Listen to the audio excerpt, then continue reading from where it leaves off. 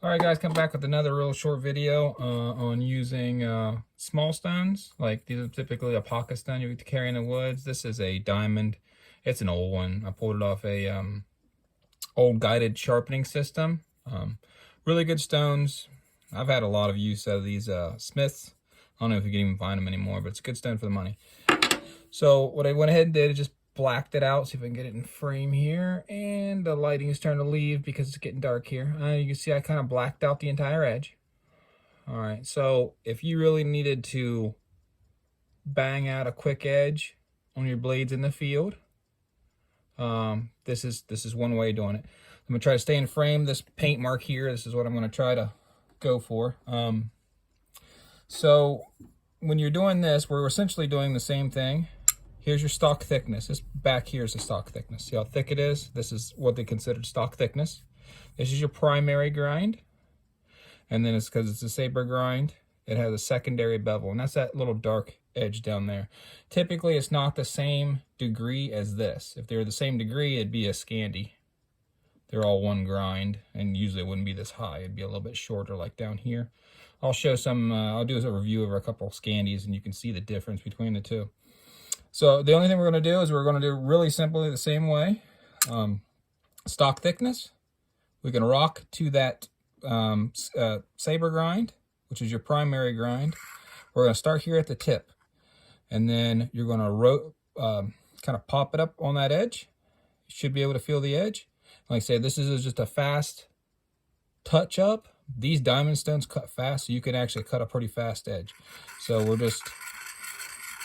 going to use the circular motion. If you want to keep a particular edge angle across the entire knife, this is not the best method. But if you have one that you've got from the factory that has this, the blade grind is really, really wonky. One side is a lot higher, one side's a lot lower. This is an easy way to like bang an edge out real quick. Typically I use soapy water with diamonds also.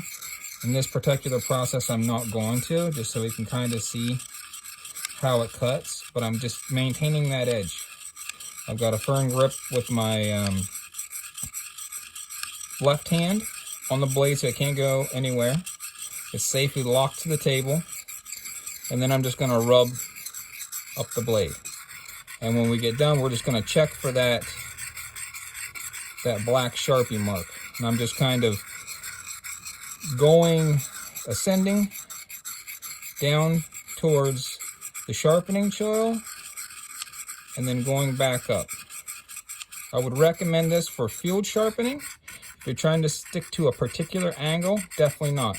What I'm doing here is just, you create a small burr. This is just folding that burr over, like so. You can hear the burr.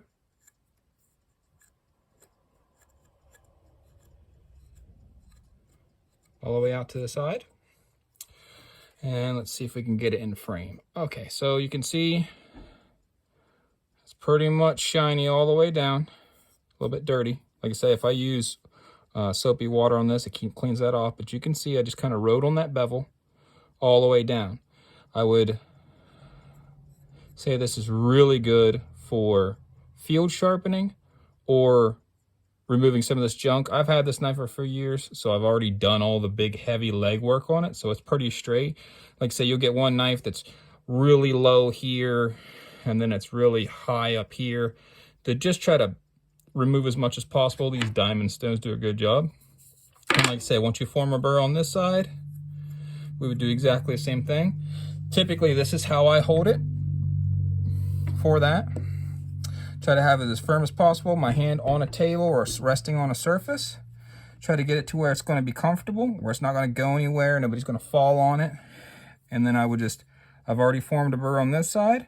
So I would, again, come back in stock thickness, slide up to where I'm on it, on the saber grind, rock up onto the secondary bevel, and just, it's more of a scrubbing action. Small circular pattern to get it to where it's almost matching all the way down. I'm gonna come down here on the edge. You can also chalk this up in a vise if it'd be easier. This is typically how I do it. And there's a little bit of variance. You could even bring it down a little bit. This is a pretty long blade. Now you can see there's not a lot of movement in it now. Just anything that would kind of help you out. Sorry, I wasn't in frame there. We're just going to grind out that edge. We're just going to try to keep it the same angle. My angle to the edge right here is pretty much the same angle, like so. I'm just going to ride that angle and just scrub it out. Micro bevels was mentioned, and a lot of blades don't have micro bevels. Some of them do.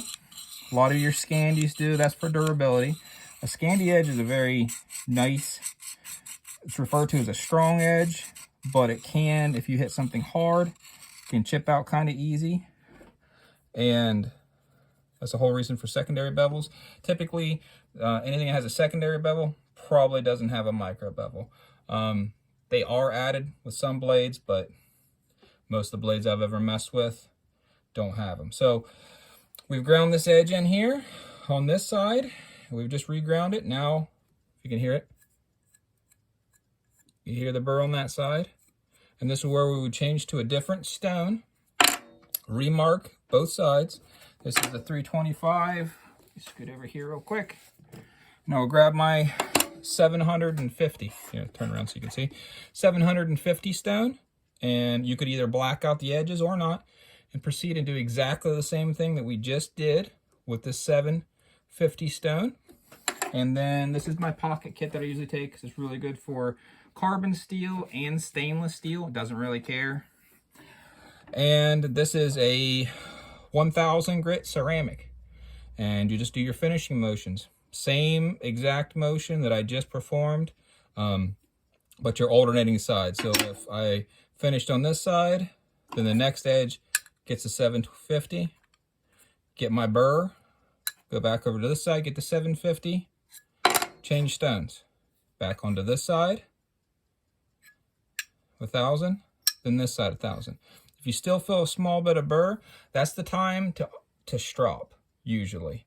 You can go along this edge with these long strokes that I performed earlier. That's kind of aggressive, but it removes a big heavy burr. So you might do this motion here a few times and then go to stropping. The only thing that's going to do is just remove that really heavy burr, but it's not going to give you that stropped edge. Hopefully this helps.